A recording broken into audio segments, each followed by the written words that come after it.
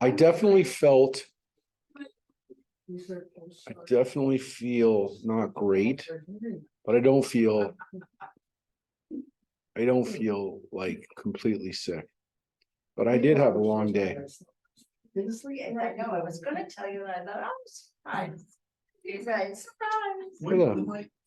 What's the channel, Friday night or Saturday night? Well, that's a good question. Depends if you follow tradition of, when we still, our synagogue kind of still follows that Shmini Atzeret and Simchat Torah are different days. So if you do, then you light it Saturday night. I thought.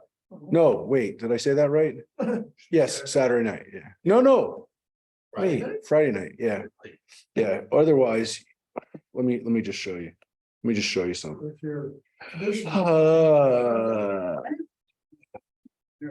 They're away, they're in Florida. Yeah. So. Let me show you, I ask you every year and I never remember what you said. because you don't really care. No, you do. What? So here's the, Never moved. so, But not what he wants to do. so Hoshana Rabbah, so Shmini Atzeret starts Friday night Right. traditionally.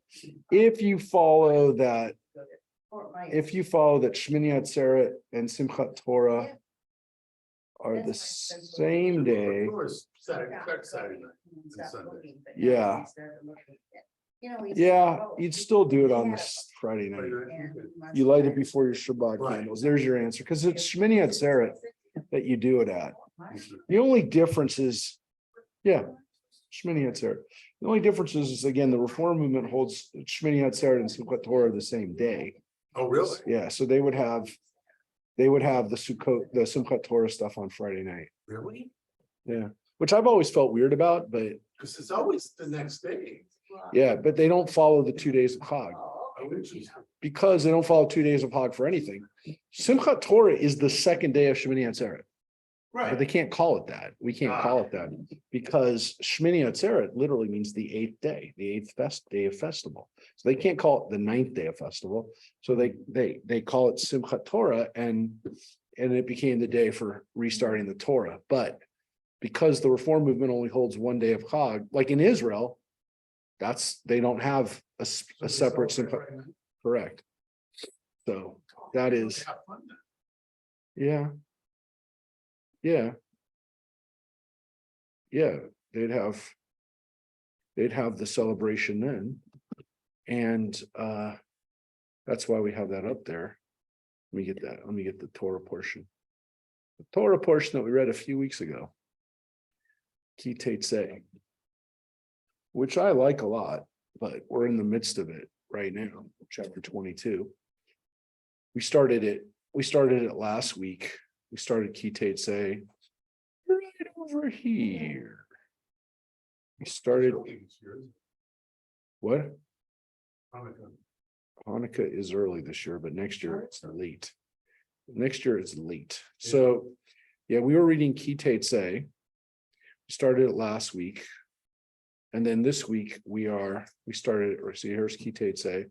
And then we read all the way to right here. So we read the first 13 verses of the portion, but we ended at the chapter. And that's what we finished with, because we talked about crucifixion not being a Jewish accepted form of execution or display of the body. So yeah. So we started Ki Teitzei, so we started these laws, and we're going to continue them today. And I think I hear some people coming in, but we'll give it another minute or two before we start. Welcome to those who are joining us remotely from different places. Welcome. And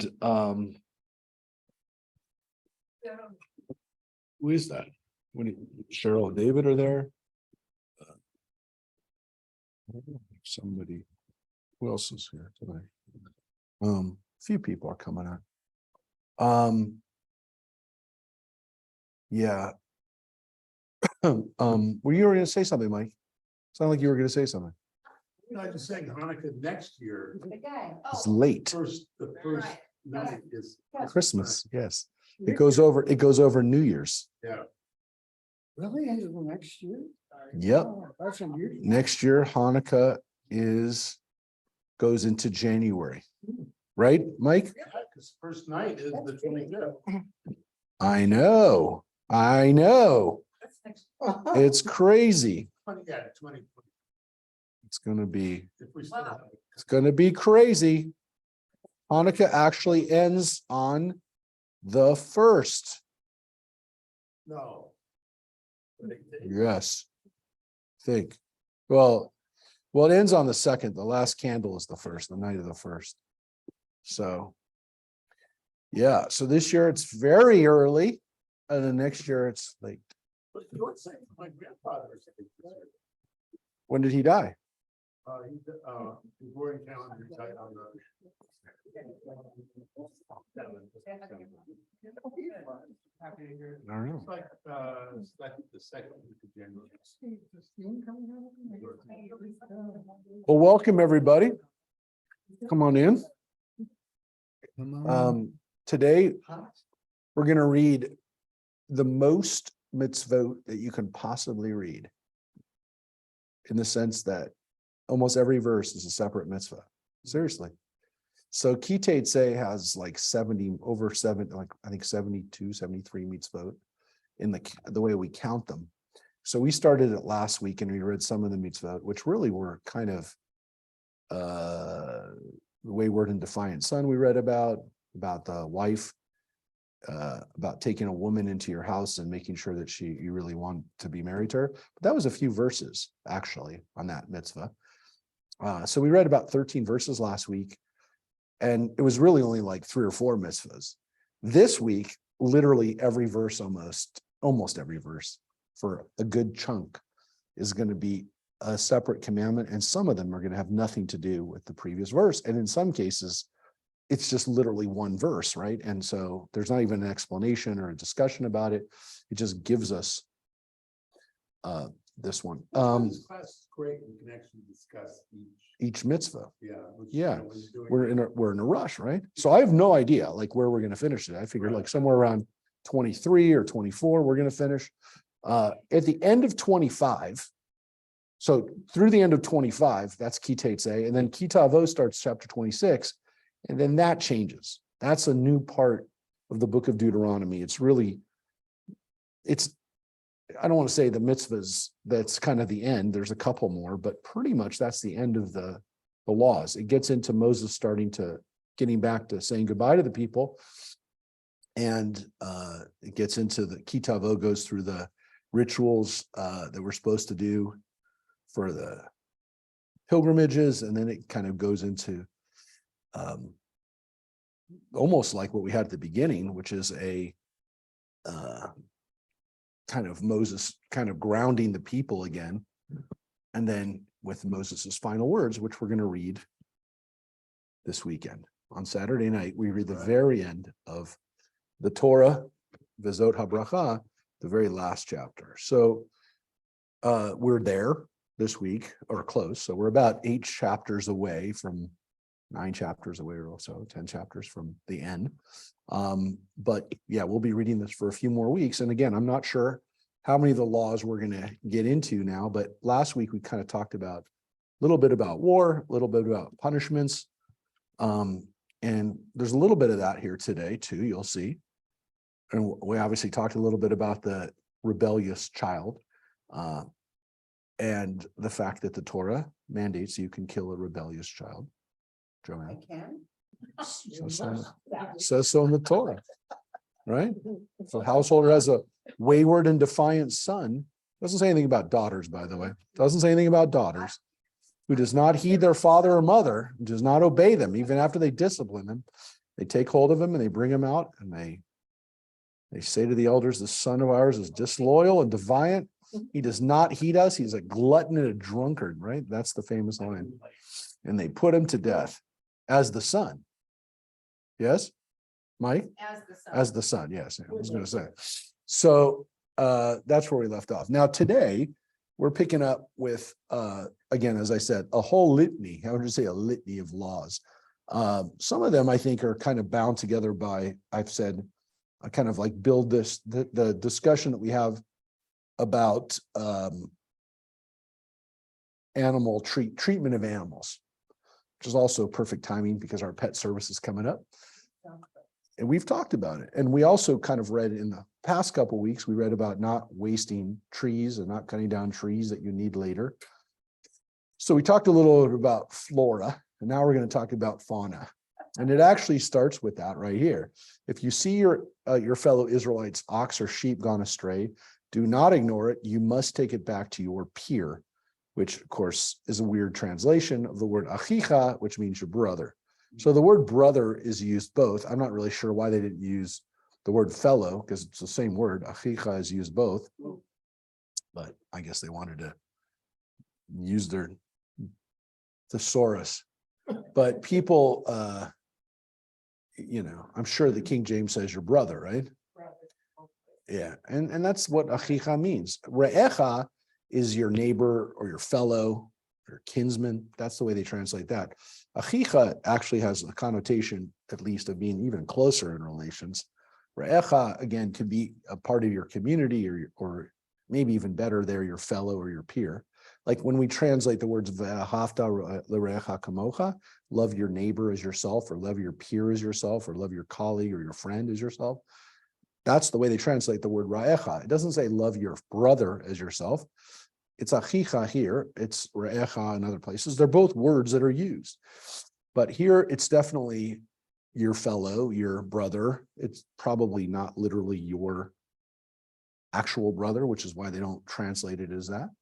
But obviously it's not just your ox and your sheep that they have. If they have a horse or a donkey or some other kind of animal, the assumption was the same thing, that you return it. It's not just those two animals, their dog, their cat, that you bring it back.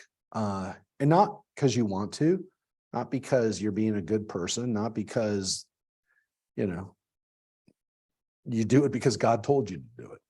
I don't have a choice. I can't say, well, I'd like to do it. It would make me feel really good.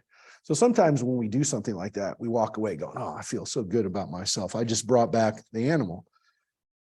That somewhat implies that you had a choice in the matter. And we don't really have a choice in the matter. I tell people all the time, it's nice to do things that are nice for people, but when you're supposed to do it in the first place, it's not really nice. You're doing what you're supposed to be doing.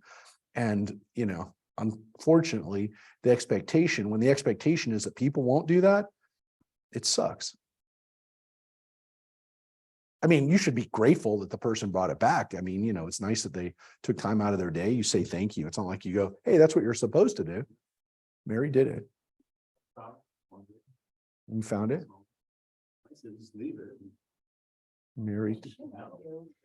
Well, did you, but it had a collar on it, right? It had a lead. Well, it was sitting right in front of his gate. So we had some people over last night, and our dog ran out, and we knew it ran out, and we had to go out and get the dog, and we brought it back in, and whatever, it was annoying. And our neighbor said, hey, your dog ran up the street, because he's done that before. And it's nice when our neighbors help us with it, and again, we don't expect them to necessarily. It's our responsibility to take care of our dog. But again, the expectation is that if my dog winds up in someone's yard, it's not their dog now. Look, we have a different feeling about pets now anyways. They're like part of our family and whatever. This was somebody's like livelihood too. I mean, this isn't just, oh, look, my sheep is gone. I mean, that's your food. I mean, that's your clothing. That's like your income. It's your car. In some cases, some of these animals, it's your tractor. So it's not like, oh, he's a pet, I could just let him go. This is part of and now again, because they're animals, they do what they want. Yeah, it's happening less because we've gotten smarter, and the dog has more traps for, and he's also gotten a little bit better too. He knows when he's not. So he did this last night. He did it because we were not watching him close enough. It was a little bit on us. we found him right away. It's just he wouldn't get back in the car and Oh, he was goofing around, but usually he's pretty good and we did get him and he wasn't gone that long. We also have a tag on him. I have a Apple tag on him too. So You know it. yeah, yeah, it helps, but it only helps if there's another phone nearby. That stuff works like kind of on a net. And so if there's no phone nearby, you won't pick him up, and he has a chip too, I think, or he's got a thing, and a tag and you got a chip too. Mike's got a chip. That's good. But again, these are not just pets, these animals. These are people's, yes, these are people's livelihood. So if these animals run away, what do? We bring them back because that's our responsibility. Now, look, in the ancient world, they did brand them. They did brand them. They did brand them. And they also marked them with dye, right? So they painted them essentially.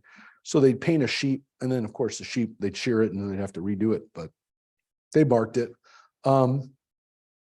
Yeah, there's a question about, again, treating animals with a brand, that like this is, putting horseshoes on animals and things like that are, like, does that cause them pain? Because we're not allowed to cause animals pain. We'll get to that.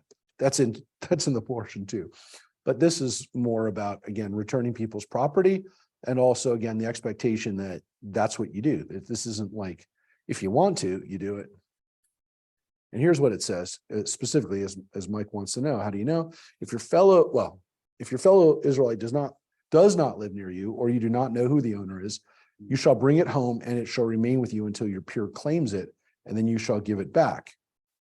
And then it's because you should do the same with the person's ass, you should do the same with the person's garment, and so too shall you do to anything that your fellow Israelite loses and you find, you must not remain indifferent. So that is the rule. Now, the part here that everyone kind of pays attention to and goes, what's that? If you don't know where it is, the person is, if you don't know who it is, you have to take care of it. But isn't Leviticus, in Leviticus, it mentions that, yeah, you have to take it home and take care of it, but you should supposed to be compensated when you. No, that's in the Talmud. So in the Talmud, Talmud, in the Talmud, there's a discussion about how you get compensated for the animal. So if the animal lives with you and you take care of it, you're supposed to be compensated for your taking care of the animal. However, if that animal gave birth to other animals while it was in your midst, the original owner owns those animals. You don't own them.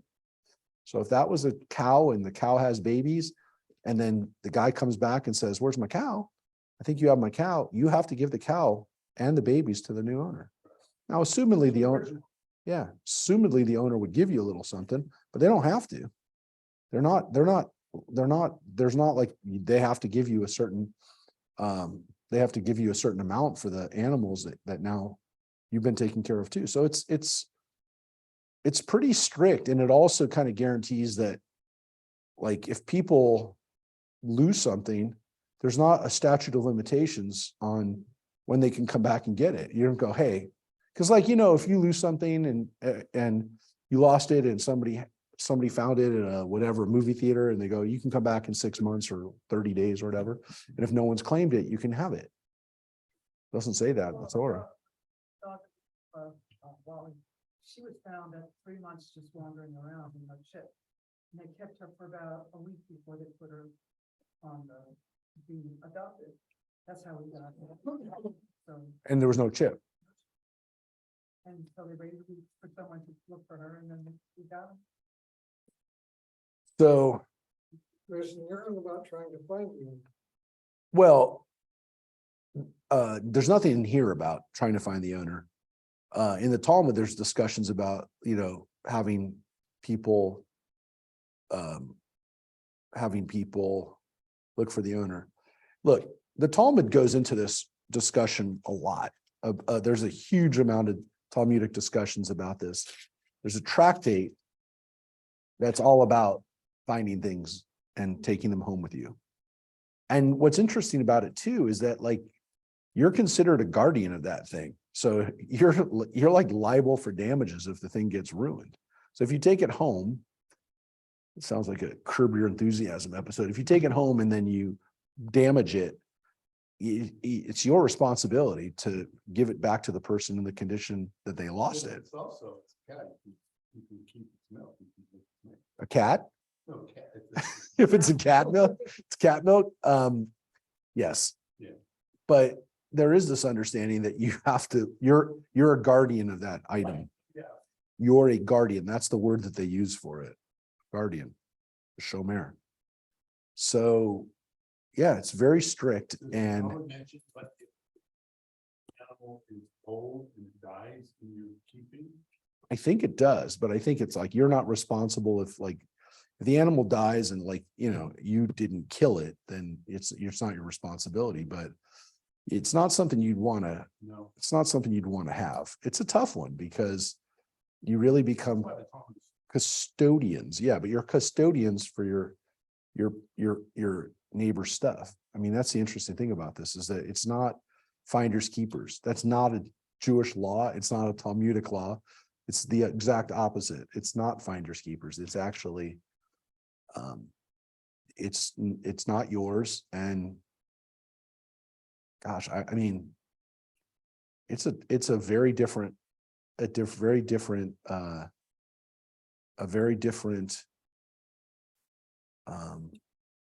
way that we live. But I actually lost this computer once and somebody found it. I didn't lose it. I was at the airport and I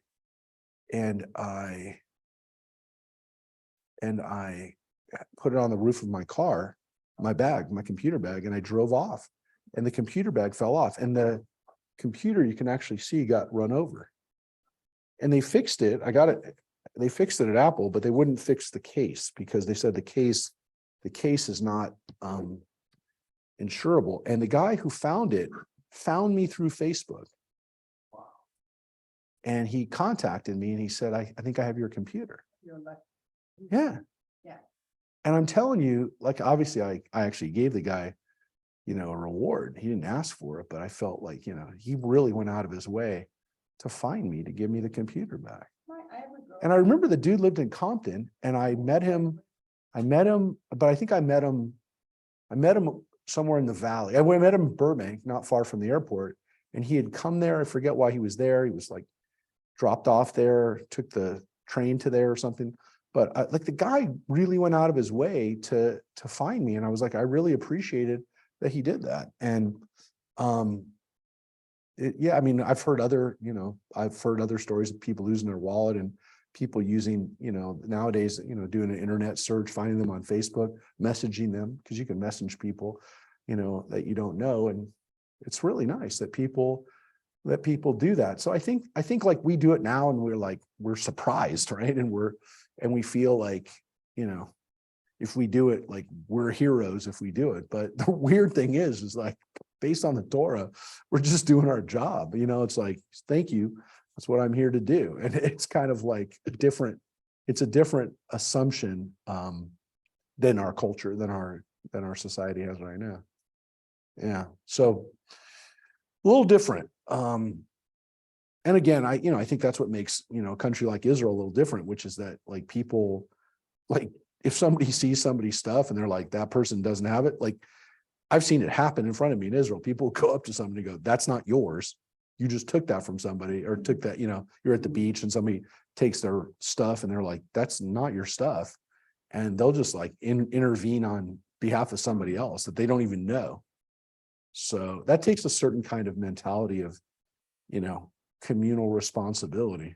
I was gonna ask about that. Is like most parts of Israel are good enough where like you can move stuff unattended? Yeah, I mean, there's definitely rougher parts of, especially in cities, but you go out to, communities or obviously, in areas where the neighbors are really know each other, which is most neighborhoods. Yeah, you don't like everybody knows your business and you don't lose stuff. Israel, like how many people live in Jerusalem? Well, part of it is that there are, a couple of big cities, Jerusalem, Tel Aviv, Jerusalem, and Haifa, and they're big. proportions of the population. But what's interesting about those communities is they all have very defined communities within them, right? So there are certain parts of Jerusalem where like that area, whatever the community is, it'd be like, oh, those people, like they don't even say they live in Jerusalem. They say we live in Talpiot or we live in Rehavia. You know, it's like saying, you know, I live in Castaic. It's like the suburb. Yeah, it's not even a suburb. They literally live in that. It's like saying I live on the Lower East Side in New York. You know, people in New York always said, well, I live in Hell's Kitchen. I live in, you know, I live in the Village. And it's like, you all live in Manhattan. Like, you know, until you know New York, you'd be like, oh, is Greenwich Village a different city? So it's like all the cities that make up stuff like LA is the same way. Yeah, LA is similar. Culver City, West. Yeah, I mean, people say I live in, you know, Hancock Park, and there are communities like that. And LA, I think LA for a long time didn't have that, and then people started fighting back against that because I think what happened was people started seeing that by having local communities, you had more of a sense of community, right? You had more of a sense of people responsible for each other, and they said, look, I don't live there, right? I don't live in LA. I live in blank. I live in Hancock Park.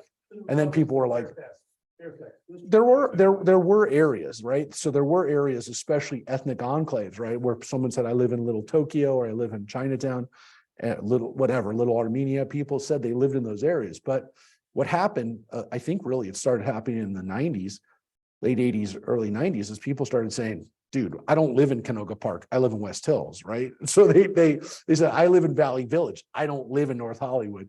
And so people created an enclave that was like identifiable and not economically, like, you know, they said, well, we're a better area. So I think people did that slightly because of the economics of it. But I think, you know, obviously there's something to be said for that. In Israel, it's a little stronger because there really are, like, the communities or the areas are known for certain things. And they are here in LA too. I mean, if people say Valley Village, they're going, oh, there's a lot of Orthodox Jews that live in Valley Village. But yeah, in certain areas in Jerusalem, they'll say, oh, that's Hasidic area. That's a modern Orthodox area. That's where a lot of Yemenites live, or that's where, you know, these guys live. So there definitely are areas in Jerusalem where, like, people know that's what lives in those. That's the kind of people that live in that community. So it's not just economics. It's also like their religious observance. You know, that's a place where nobody drives on Shabbos, for example. No, they're like, you don't drive to that area. It's only 2 blocks away, but that area you don't drive through. That area you could drive through.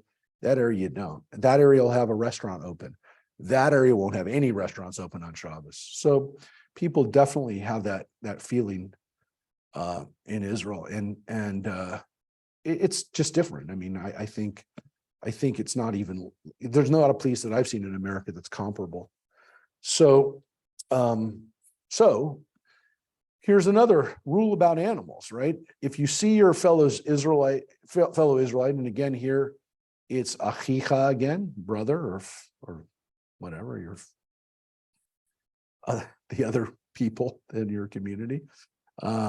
If you see your fellow Israelites' ass or ox fallen on the road, do not ignore it. You must raise it together. That is the famous law of the fallen ox or the fallen ass. No one says fallen ass, so fallen ox. No, the animal is fallen by the road. You pick it up, and you help the animal, even if you don't like the guy, even if the guy is not your friend. You pick it up. You pick up the animal. You take care of the animal. So there's this understanding that those animals need to be treated with dignity, and if they're in pain or they're suffering or they're tired, you have to take care of them. They can't sit there and suffer. And so this is about compassion, you know, for animals. You can't ignore it, right? It says you can't just walk past it. That's a law by itself. The previous law was like 2 verses or 3 verses. This one was 1 verse, but connected again to the fact that there's an animal involved. This one just kind of sticks out by itself. And so does the next one too. So this one's a one-line one. A woman must not put on a man's apparel, nor shall a man wear woman's clothing, for whoever does these things is abhorrent to your God, Adonai. So this is an interesting law. It's one that has nothing to do with sexual behavior necessarily, right? It's not necessarily, like the laws from Leviticus. There is no law in Deuteronomy that necessarily deals with the sexual aspects. And there are laws, as we saw in Deuteronomy, that do deal with sex. And we're going to see another one today. Very Just be a cross-dresser. correct. So this is transvestism. And what's interesting about this is the earlier in Leviticus, when it talks about a man lying with another man, it doesn't say anything about a woman. It only talks about men. This one, it says specifically that a woman can't put on man's apparel either. This is actually something that, Considered man's apparel. Jeans, I mean, denim. well, Denim? it's an interesting question, right? It's an interesting question of like, how far does this extend? So, in some communities,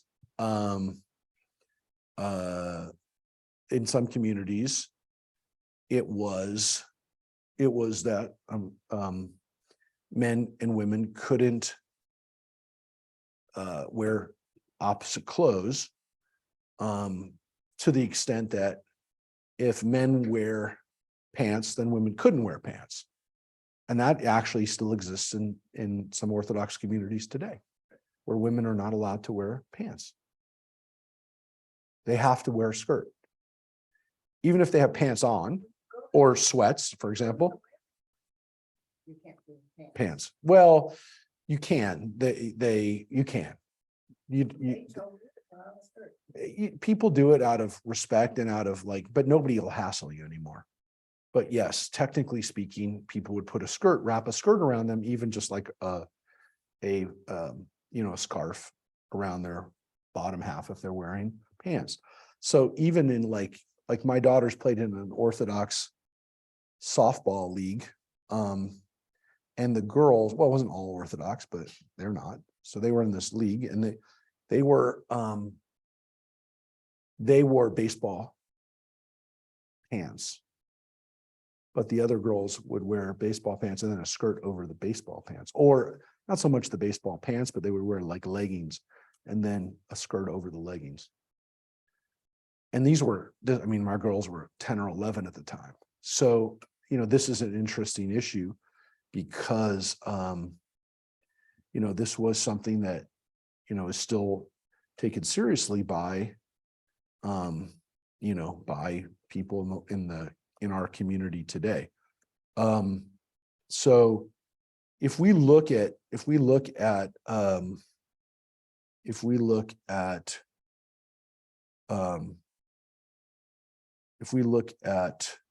what's the modern issues for this, well, let me give one corollary. One famous one, which is that Purim was one of the few days where men and women were allowed to wear the other person's clothes, and it was like an exception to the rule. And then you're wondering, well, it doesn't say they can do that, but there is this understanding that, hey, Michael, that there is this understanding that for the purposes of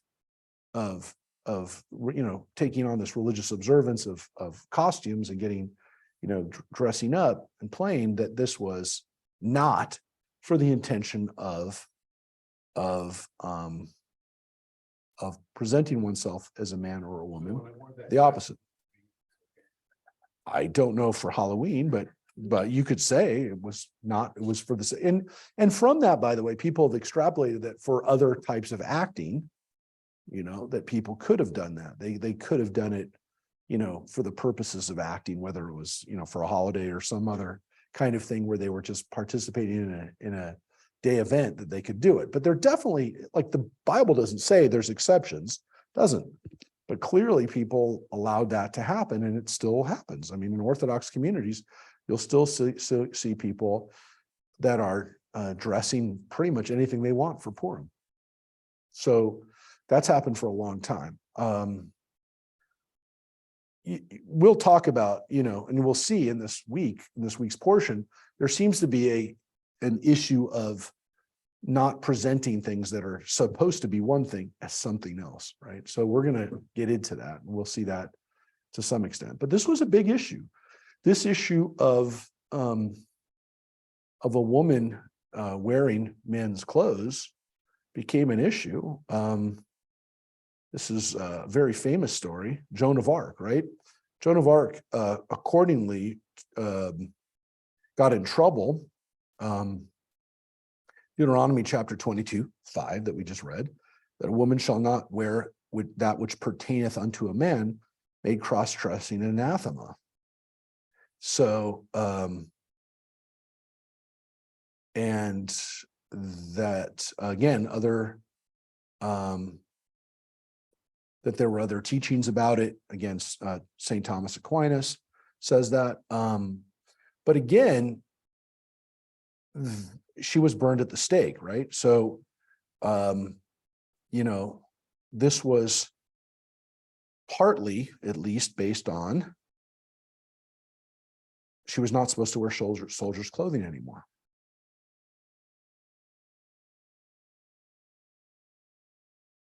So it was a serious issue. What? No, you're getting Lady Godiva mixed up. Yeah, no, Lady Godiva doesn't get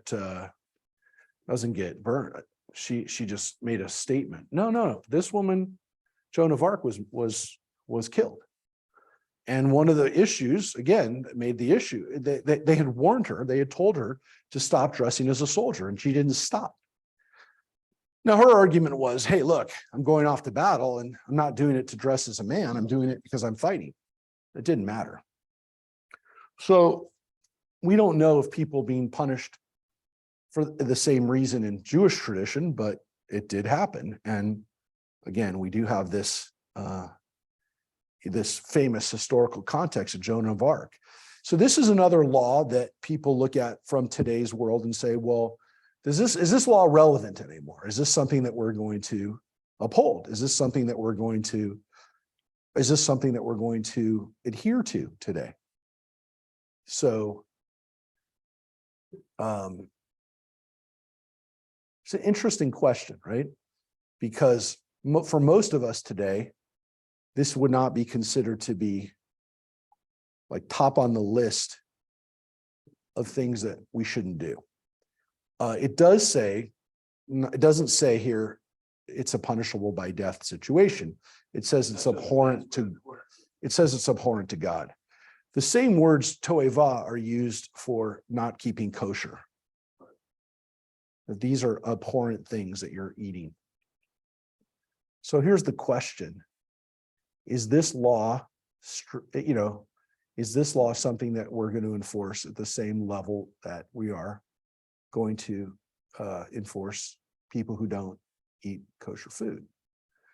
Because it's the same law, it's the same punishment. That being said, is it something we want to encourage, or is it something we're going to say, we live in different times? This law doesn't seem. Depends if you're conservative or reform. In what way? I would imagine the Orthodox, like we talked about a few minutes ago, want women to wear skirts, dresses. Yeah, I know, I saw that. So the question is, does, is there a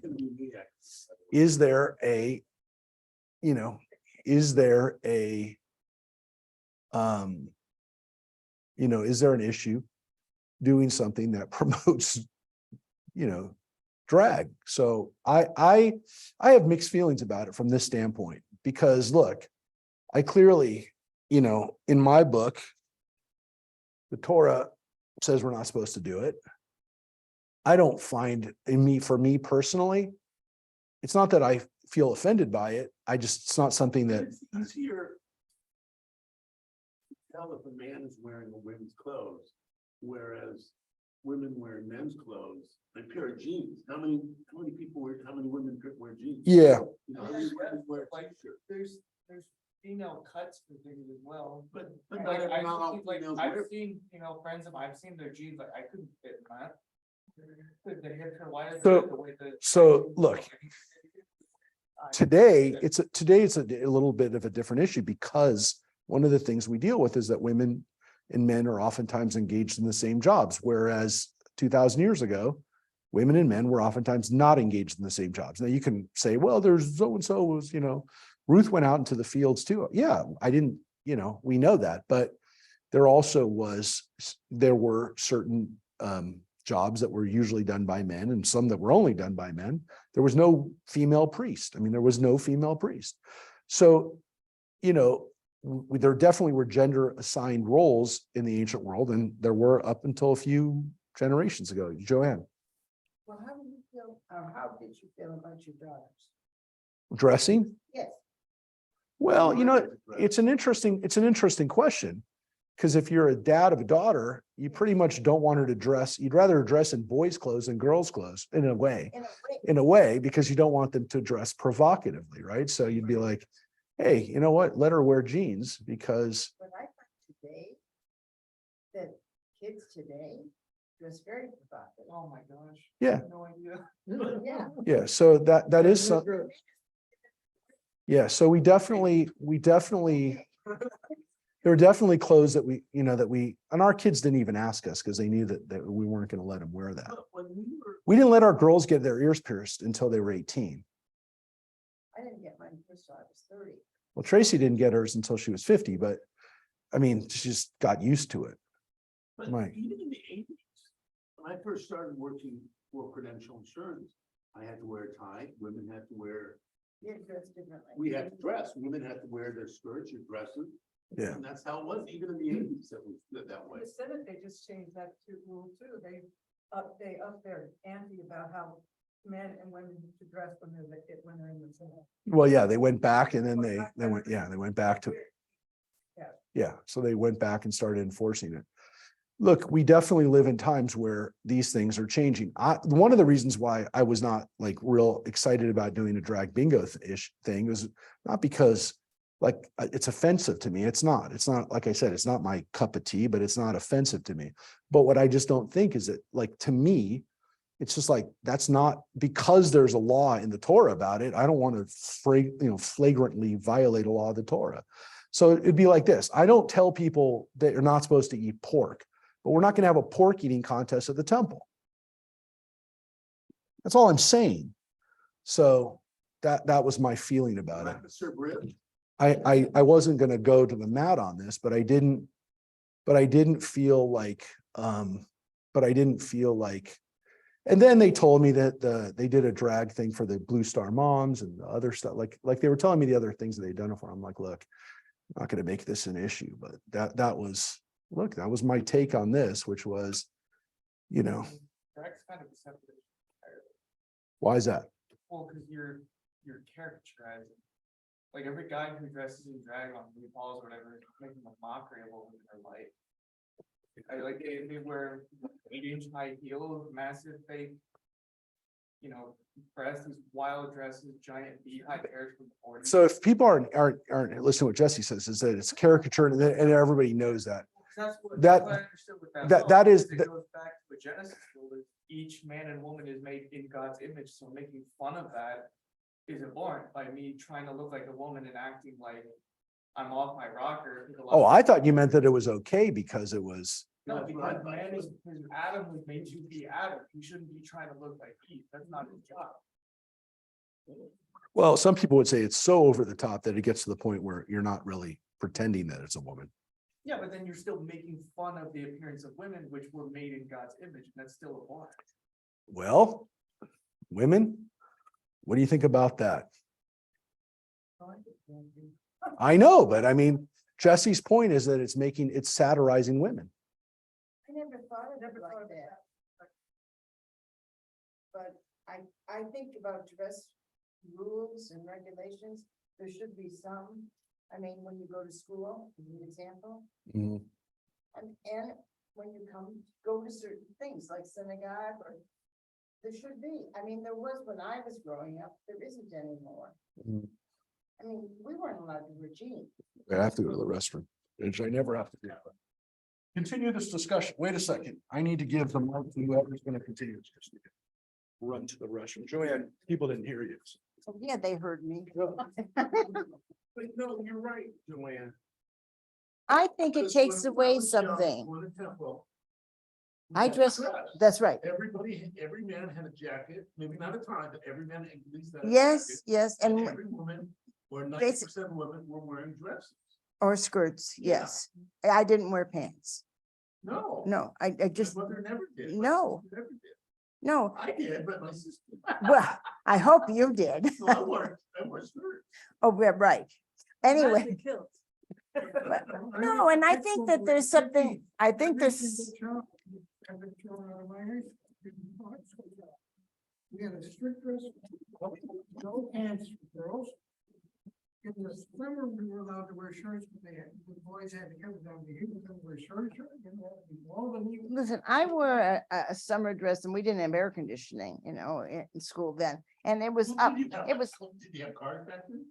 yes, we had cars. I had a car. There you go. That's okay. Wait a minute. And the top was like this. And the teacher called me in the hall and tried to go up higher. I said, it won't go any higher. It was the last day of school. So that was it. I mean, but the way kids dress today, it's outrageous. I really feel that some like- things, Children's right though, because they sent kids home or call their parents. oh, yes, When people were. yes, yes, definitely. You know, when it was snowing, It is I would so go to- Well, get called for a dress code anymore. Really? Yeah, okay, well, I teach the high school. so, Right. Yeah, I mean, it's basically, the dress code now is basically just be safe. So like, if you're at the science lab, you can't be wearing flip flops and, baggy stuff is Sure. gonna get caught.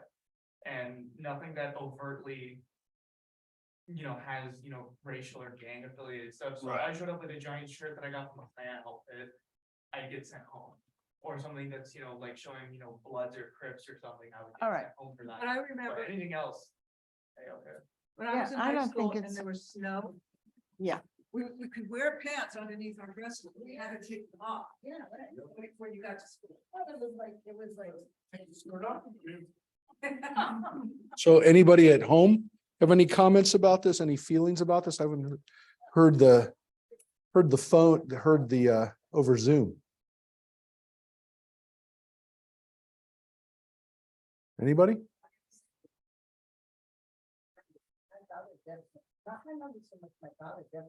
My folks didn't care what we were. We were raised the right way. We were. Back in the 70s, more provocative, you just wore your, girls might wear pants, but they wouldn't wear, pants above their belly button or below Oh, their you mean- butt. Oh, so high up that when they bend over, you can do it around. That's it. So nobody has anything online. None of our online people have any comments about it. It is. I do feel that the one thing you could say about this as opposed to drag or dress up, Purim or costume or acting is that this seems to be Milton Berle. Milton Berle.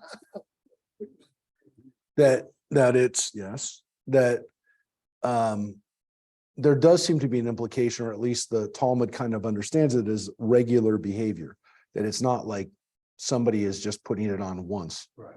that somebody is dressing like this regularly. That's their regular behavior to dress in the opposite clothes. So, But did the women back in biblical days, did they work in the farm? They did not work on the farm. I think that there was work that they did on the farms. I think that there was an assumption that if there was a man in the farm, that they weren't gonna be doing that kind of work. And again, later on, when the communities in Israel became more more cosmopolitan, less farming, less agriculture, as they transitioned to that, that they were more, into trade and those kind of things, that like men would be engaged in oversee like long distance trade, and the women did not normally work on work as traders on a ship or on a caravan. But example, Mary's grandmother lived on a farm. She worked on a farm. Her husband passed away Yeah. young, so she had to take care of the farm. So she wasn't gonna run around milking cows in a dress. I think you're right. I think that, yeah, there you go, Mike. So I think there were definitely women who took on responsibilities if they had to, if their husband died, if they didn't have sons. I'm sure that there were women who took on some responsibilities, but I think there was still this understanding. You heard Mary's, I mean, I was wrong. I think the idea of people putting on clothes of another gender, just like, first of all, you wouldn't have found them. They wouldn't have been cut or made for them. And I don't think they felt comfortable doing it. So look, I mean, let's face it, for as progressive and as modern and non-binary or whatever that our world is today, 99% of the people in America, at least, are walking around in gender assigned clothing. Okay. So before we go, like our society has gone crazy. And even for people who live in some part of the country where they think we're all in California walking around in the other person's gender's clothes, it's not the case. 99% of us don't see that on a daily basis. So it's not, the end of the world. It's not, we're not. And I would agree that the bigger issue is the type of clothing that is more provocative. And we are going to get to that kind of, maybe today, we'll see. But doesn't address that, but it addresses the consequences of those kinds of things. So I think obviously they didn't allow that, but you'll see why. So the next line has nothing to do with that. So has a little bit more to do with animals. And this is a very famous phrase. It's 2 verses. If along the road you chance upon a bird's nest in any tree or on the ground with fledgling eggs, fledglings are eggs, and the mother sitting over the fledglings or on the eggs, do not take the mother together with her young. Let the mother go and take only the young, in order that you may fare well and have a long life. Well, it does, you just don't like it. You don't like it. Why, okay, what, So Jesse, Well, what do you think? I'm assuming it's part talking about food. Yeah? At least that's what I thought. Yeah, it's about food. Well, yeah, because you would want to take the young ones because then the mother can make more. Yeah. Like that's why most mothers in nature will ditch their young to live because they're like, I can make more. So here's the You issue. look at birds, they will abandon eggs and nests so they can live and make another. They nest. will, and we all know Sure, it's that. traumatic, I'm not saying. You know that famous lesson, right? If you touch the nest, the bird isn't coming back. right, I don't know if that's always the case, but Yeah, They can- it does happen. we watched eggs hatch, Yeah. but we did not make sure. not Yeah, to go- it doesn't always happen. Not every bird is that way, but some are, and you don't want to take a chance. You don't want that to happen. it's such, they usually will. No, they smell, they didn't mind us walking right up to them. They just didn't want us. We had a nest over in our area, in our overhang, in our little overhang area in our backyard. And I tried to get it down and I got a part of it out. The bird came right back as I was Oh, really? trying to take down the nest and came right back to sit in the nest again. And I was worried that there was, I tried to get it out before they hatched any egg, laid any eggs or hatched any eggs, but you never know. And so, but yeah, so I think it depends on the birds. But yeah, the issue is too, Doreen, is if you take the mother, then the eggs die anyways. The fledglings are dead. Now they're going to die of starvation, which is very cruel. What?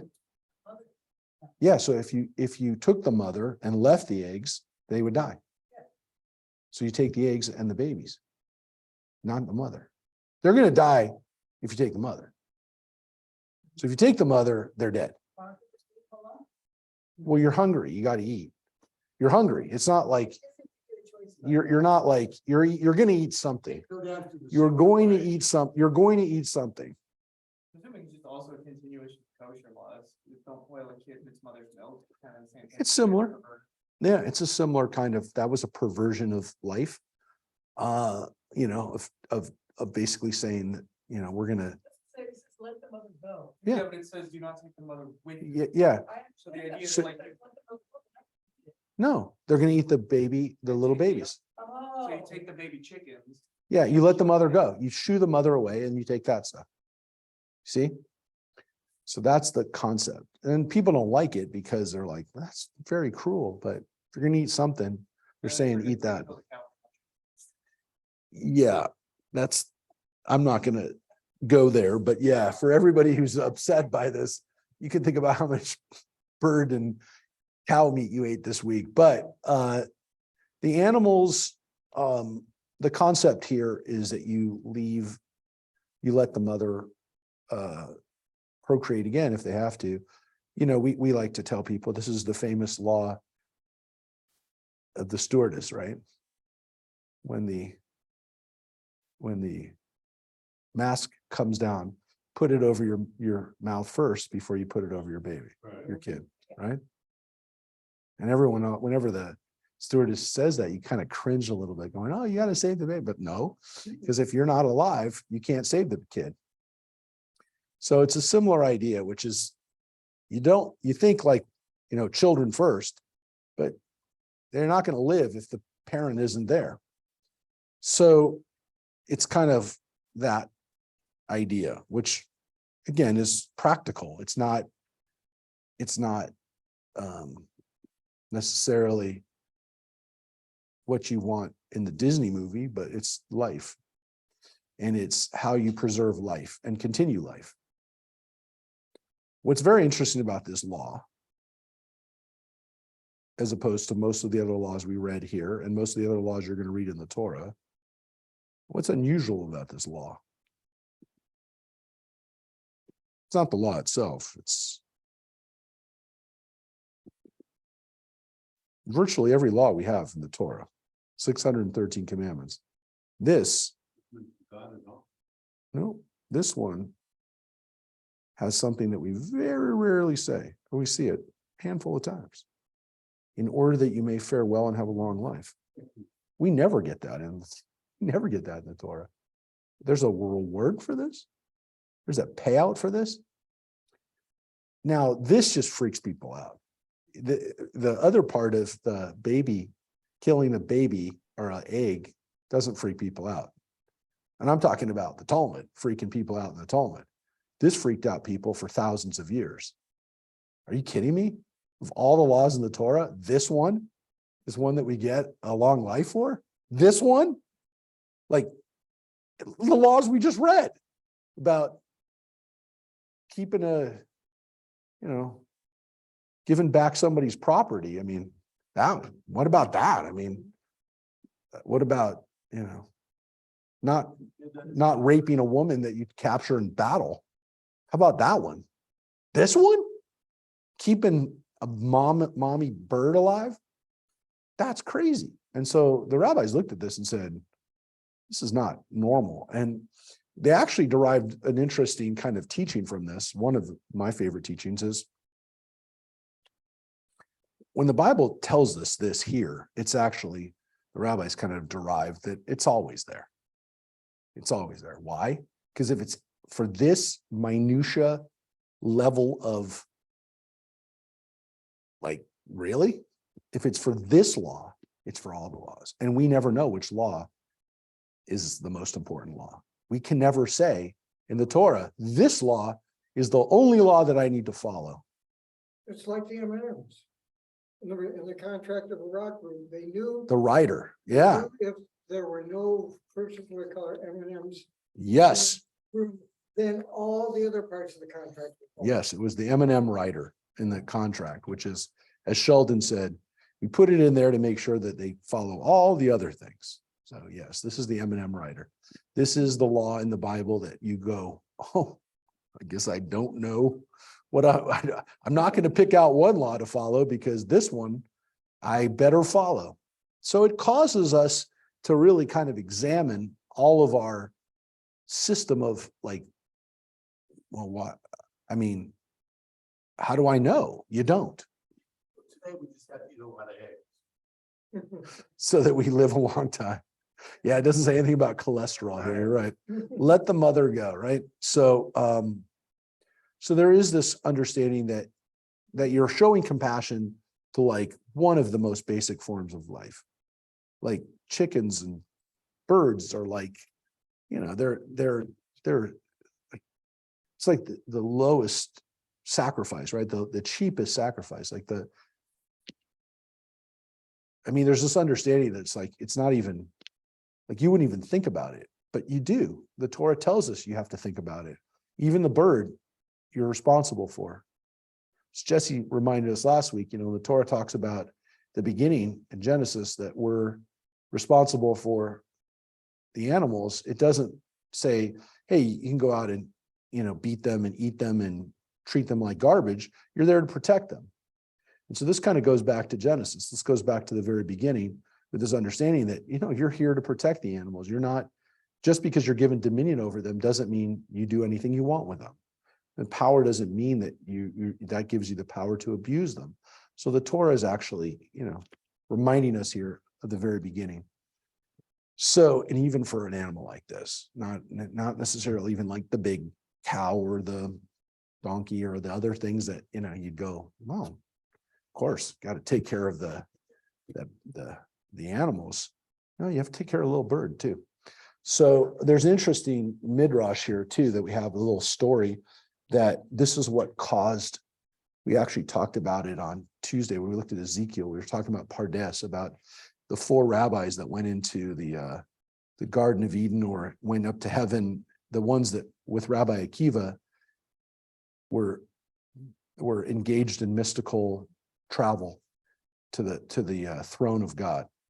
And it says that Aher, the one who became the other, he becomes the other after the experience.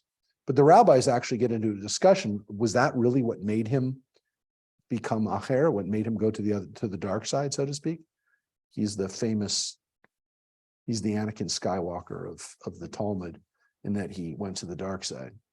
We're not really sure what the dark side was, but whatever it wasn't good. And so Aher knew better, and he went to the other side. And so they said that one of the things that made it, they said it really wasn't this scene that did it. It was actually the fact that he saw somebody perform this mitzvah. He saw somebody perform this mitzvah, shooing the mother away, getting the nest, taking it down, and the person died while they did it. And it freaked him out. The guy was performing the mitzvah. It says right in the mitzvah, you're going to have a long life. The guy died while he did it. And so he thought to himself, hey, there's no reward for the mitzvahs. There's not a reward for any mitzvah. There's not a reward for this mitzvah. There's not a reward for any mitzvah. And so Aher went to the dark side, whatever that means. He gave up his faith. He became an atheist. He became a Christian. He became a Greek. He did something that he became Aher, and they didn't even call him by his name anymore. They called him the other. They called him Aher, the other. So some people said that it was this mitzvah that freaked him out. So this is an interesting mitzvah, and it's an interesting one that seems like a throwaway line, had nothing to do with the previous line, and maybe doesn't really have anything to do with this next line.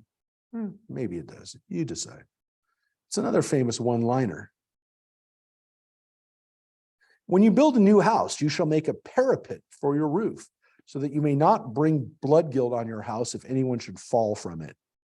Now, I guess the only connection maybe is that if somebody did climb up to get the nest, they're climbing up on something, and so you got to be careful with when you're climbing. I think maybe that's why some people thought it was right there, but in reality, there's nothing really connecting it other than, again, these laws that just hit us one after the other, which have to do with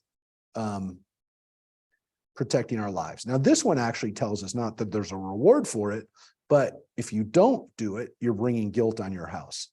So what's happening here is you build a fence on your roof so that no one will fall off. Now you're thinking to yourself, what's that about? And that's that people used to go up on the roof a lot. So we know that in the Middle East during the summer, people would go up onto the roof to live during the summer when it was too hot to live in the house. They would bring up their rugs, they'd bring up their beds, they'd bring up their furniture, and they would live on the roof during the summer. It's the only way they could stand that heat. They would go up there and be 20 degrees cooler up there, maybe a little breeze. And that's how they lived. Now, if they were living up there on the roof, they're spending time up on the roof, have guests up on the roof, there's people walking around up on the roof, better make sure it's a safe place.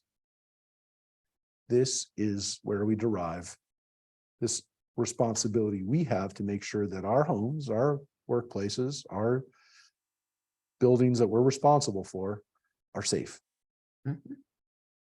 So we would derive from this that even before there was building codes and lawyers that you can dial up in the middle of the night to sue somebody, you do this because it's the right thing to do. And so you're not responsible for somebody getting hurt.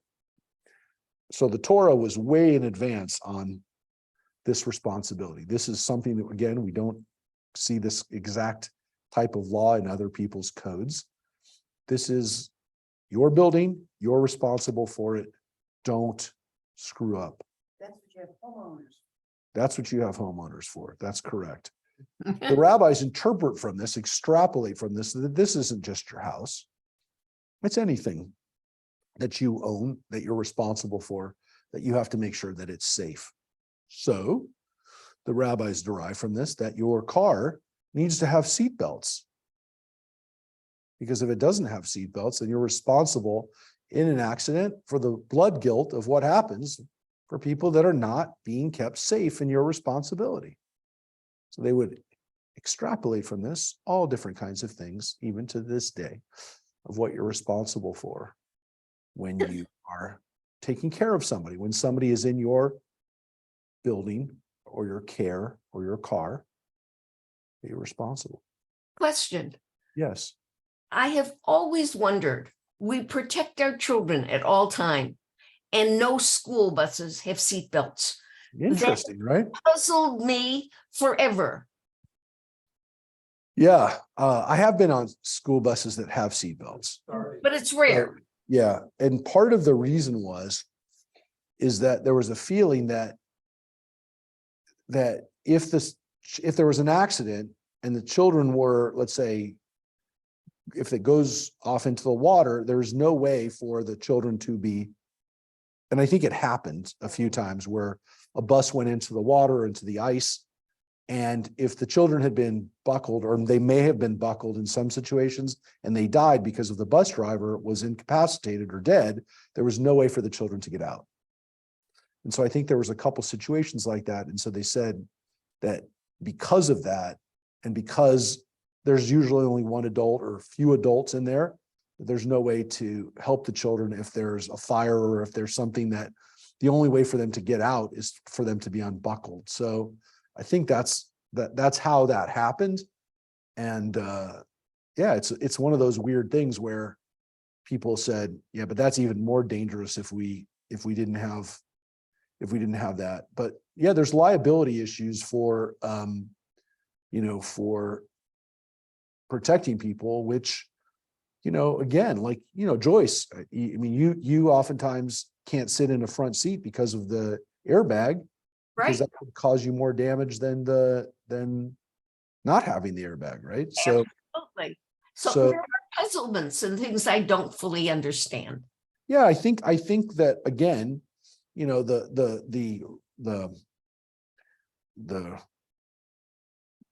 our remedies can't be worse. The cure can't be worse than the disease. And Right. so that's one of the reasons why we have to be careful with the ways that we make things safe. But yeah, from this understanding of responsibility for our buildings and for our cars, that we we understand that we have to do what we can to stop that. So previous one had a reward for it. This one actually has a punishment for it. Right. So there might be a little similarity between those two laws. But again, the next law, might have a little bit to do with the law that we had before that about not wearing men's apparel. But here's the very famous law these laws kind of go together. These three laws, you shall not sow your vineyard with a second kind of seed, else the crop from the seed you've sown and the yield of the vineyard may not be used. You shall not plow an ox and an ass together. You shall not wear clothing with combined wool and linen. Now, this is all about mixing species, right? And it covers flora and fauna. And again, if it goes back to male and female issue, for men, it also, and women, that it covers those kinds of things. So there's a kind of a feeling that that law of not cross-dressing also goes with these laws of not mixing things together. Things that are supposed to be separate, we keep separate. And another thing that it does is all of these laws are giving you a sense of you have responsibility for what you do. You have to make choices and you have to use your mind. Yeah, and what's interesting, by the way, to pick that on that, Joyce, that understanding is, look, the Torah has 613 commandments. It's a lot of commandments. Talmud has even more, laws upon those laws. But the reality is that there's a lot of things there's no legislation on. There's a lot of things we do in our lives that we don't go, well, what does the Torah say about that? There are a lot of decisions we make where we're not violating a Torah law by doing it. We don't have to consider it. I mean, there's a lot that we do, but there's also a lot that we don't. So there's not legislation for everything. And, that's something to think about too in our society, that, we have lots of laws, but there are things that we really shouldn't have legislation on because there isn't a reason for there to be legislation on those things. There shouldn't be necessarily a code for every human behavior that we could possibly have. So, that's the fear, is that we're going to create laws that are so extensive and so, arcane that people are going to constantly live in fear of breaking a law. And, we live in a country which fortunately still prides itself, or at least many people pride themselves on the fact that, they understand that people's personal liberty is important and needs to be protected. But obviously there's people who want to legislate everything. And those are things that I think hopefully people on the right and on the left will agree on, that their personal liberty is a good thing for people to have, and not everything needs to be legislated. Not everything needs to be a law. The laws that exist in the Torah, I've put forward before. Some of them are laws that we don't even understand yet, and we're starting to understand them today. And I will tell you that this law, again, the law of shotness, we call the law of shotness, is an interesting one because it's fabric, and it seems like who would care about fabric? So you're combining animal fabric with the linen is created by a plant, right? So you're combining plant and animal together. They're both natural fibers. Yes, but one is, you correct, right? So polyester, we really wouldn't fall into this. Correct. But so a poly cotton blend isn't there. It's the wool and linen, or wool and flax, or some kind of plant, that this would be an issue. In the Orthodox world today, this is still observed. So people will literally check their garments and make sure that they're not mixtures of these things. There are shotness checks on clothing to make sure that people aren't violating this, and people don't know, they'll ask and they'll say, oh yeah, you can't wear this. This is the wrong kind of fabric. So there's people who still follow this law. I tend to also follow this law, but more for levels of comfort and the fact that I a garment that I know, hey, that's wool or that's linen or that's cotton and Natural fiber. I hate polyester. I can't wear polyester. I swear, I sweat like a monster and I sweat like a monster in polyester. So if something's even 10, 20% polyester, I can't wear it. No, I didn't for whatever reason. I mean, I discovered that, probably when I was 11 or 12 and I told my mom, I can't wear polyester anymore, Mom. I can't, I sweat like crazy in this stuff. So, we stop wearing polyester, but it's not easy when you're a kid because, especially in those days, like everything was made out of polyester. I have pictures of myself at, 10 or 11, whatever I'm wearing. I could have gone up in flames in the polyester stuff that I was wearing, but it was not something I liked. And again, I'm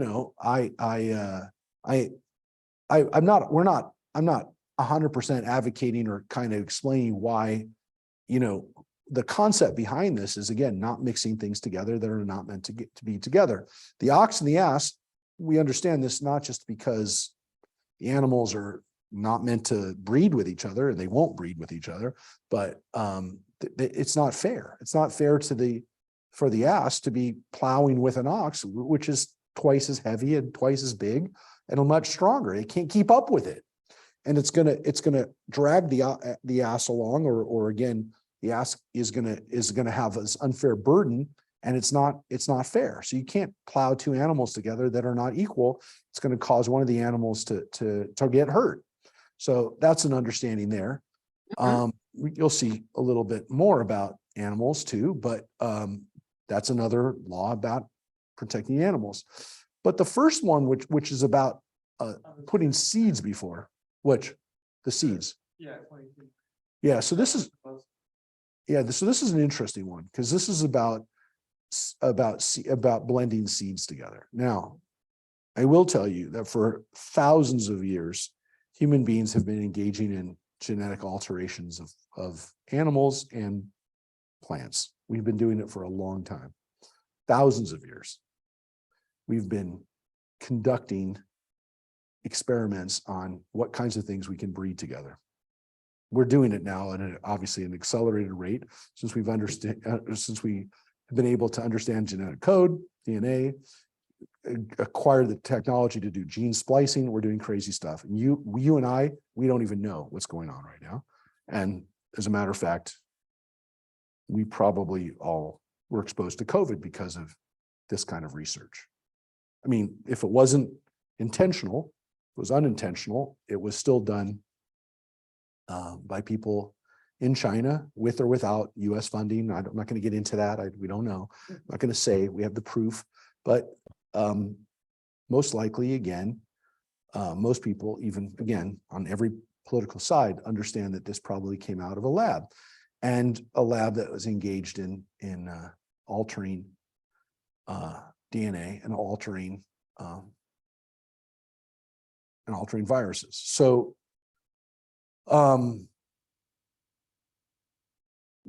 the Bible, in its kind of ancient way, is telling us not to do that. Mhm. It's telling us not to engage in that type of genetic engineering.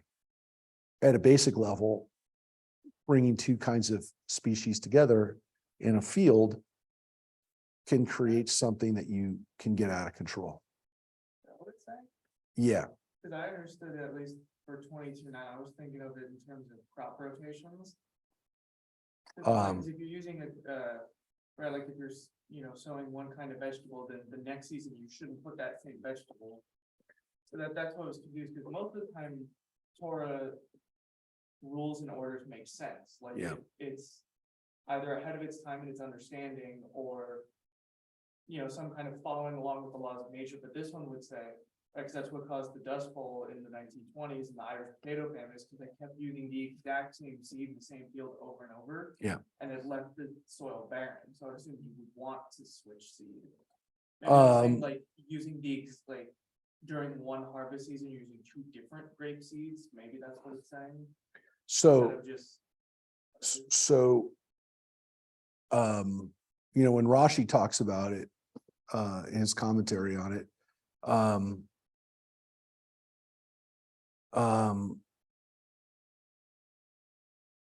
he's talking, well, he basically says, He says, he's referring to other parts of, these are all Talmudic tractates that deal with people, doing these things together.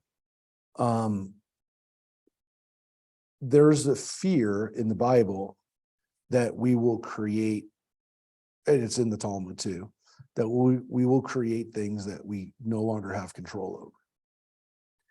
I don't know how they knew this. It's not in the right.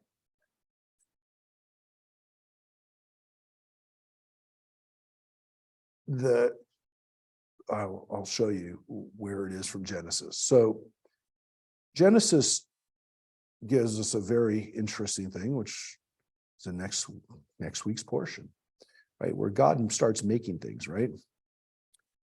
And what's interesting about the Torah is that it actually is really specific. Is that as it starts to translate it, or translate the Hebrew, we start, even in this translation, we can kind of see it. Let the earth sprout vegetation, seed-bearing plants, fruit trees of every kind on earth, right?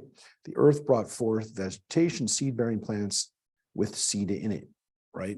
And the phrase that's used here is leminehu, which is the translation Mary in the King James is verse 12.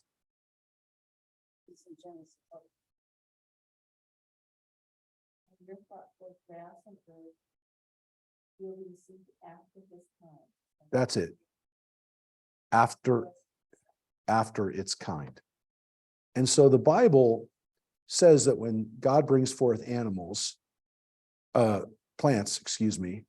that they are according to its kind. Verse 24, when we start getting living creatures, verse 24, it says, let the earth bring forth every kind of living creature, creeping things of every kind. And it was so.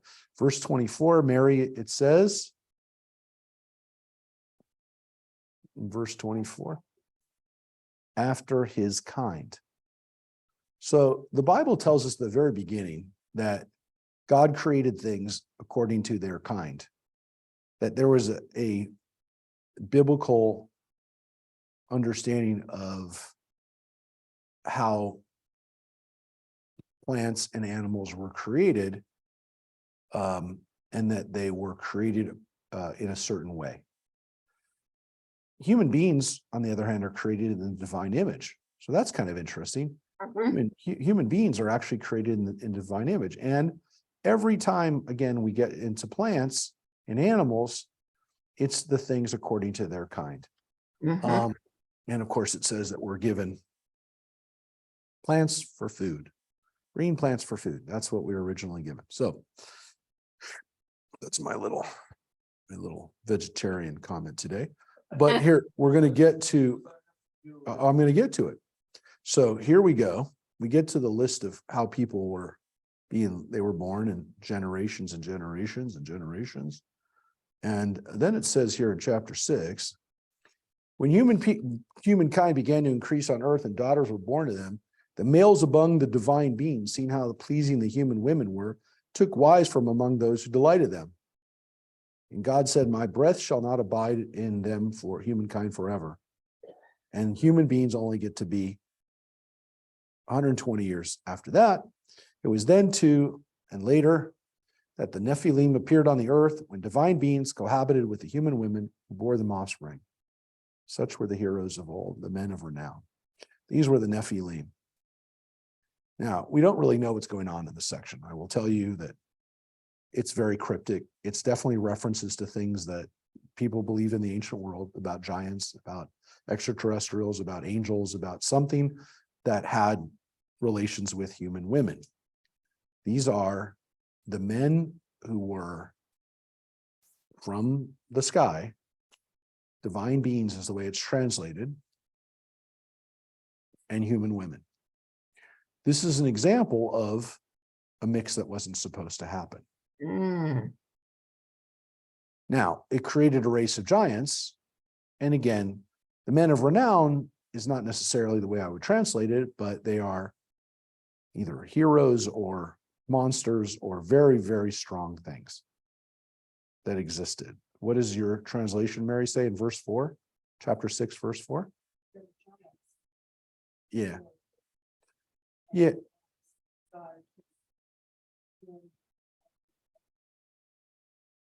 Yeah. And then it says, such were the what? That those were the blank. Mighty men is not a bad translation either. I don't think these are necessarily heroes. I think these are very scary race of people that were much stronger than us. A divine or extraterrestrial or something that was not human and mix. This was not something that was seen as a good thing. So my only point here is that there is the possibility that human beings can also mix. And when it happens, God is not happy. The flood happens after this.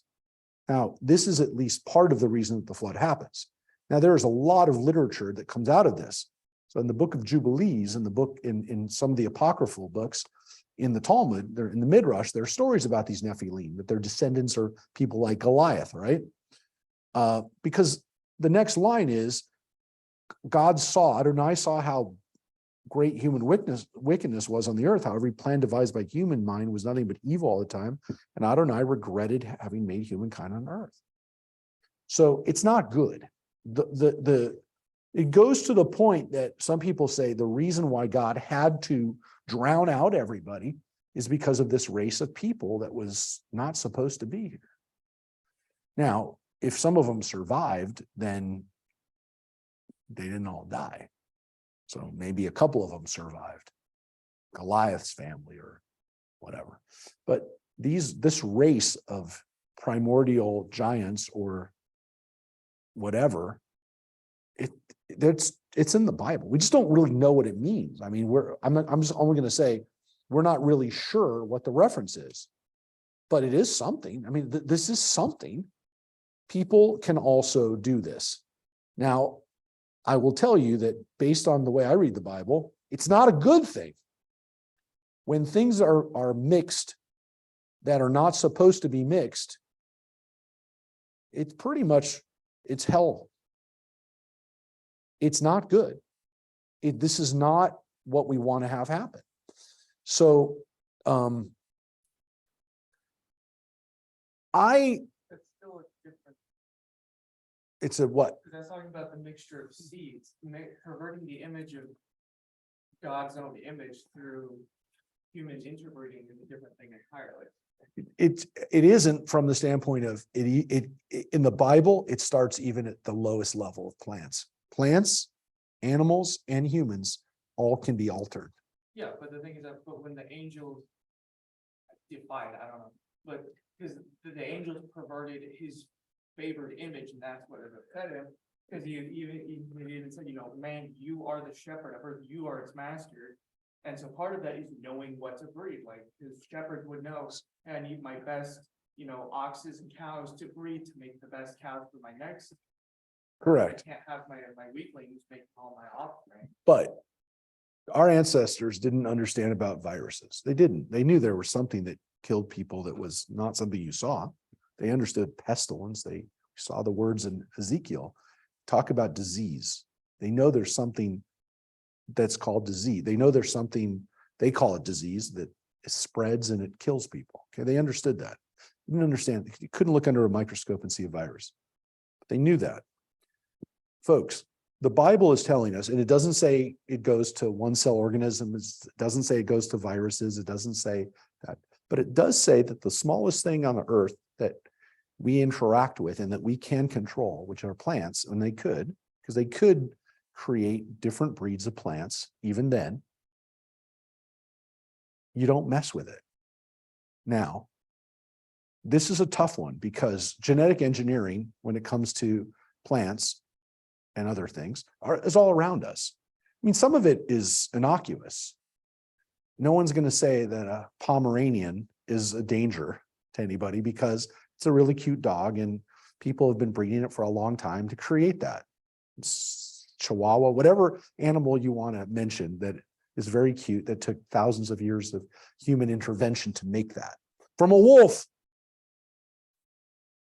But there is a caution here that even when it comes to plants, we're not supposed to be messing with the biology and the foundations of how these things interact. Now you could say, well, we're doing it and we're constantly, agribusiness and, ConAgra in particular, some of these companies, they're spending millions of dollars a year creating more drought resistant crops and that they can grow more crops in places where people don't have any water or very little water. And now they can grow food there. And there's a lot of people that we're making hunger unheard of, that we can eventually do away with hunger. Okay. But understand that the cost for that could possibly create, and we already know, and there's people who are raising the warning flag on this, that we're creating species of plants that we can't control, how these invasive species will deal with, how they'll perhaps not be able to be eradicated very easily because they're very hard to get rid of because they can survive with almost no water, or, you can't just deprive them of water, they'll still grow. Yep. And so we have another issue, which of course is we bring species into other areas that we're not supposed to be bringing them, and then they wind up ruining the area. And that's partly because we travel all over the place and, bilge water from a ship will, put algae in some area that it's going to screw something up. So it happens all the time now, and they're trying to figure out if there's ways for us to protect those things. But, it's why we have these massive pythons that live in the Everglades now. So it's an issue. And part of it is done intentionally with the genetic engineering that we do. And it's also sometimes unintentional, and people just flushing an animal down the toilet. But again, we're not supposed to be doing this. The Bible is telling us that this is a danger. I think that these lines of the Bible might be the biggest keys to our survival. I don't know if there's anything we can do to put the genie back in the bottle. It probably, just saying that is ridiculous. But I'm almost certain that what's going to be the downfall of humanity is creating a virus that we can't control. I'm almost positive of it. I'm much more fearful of that than I am nuclear war. I'm much more fearful.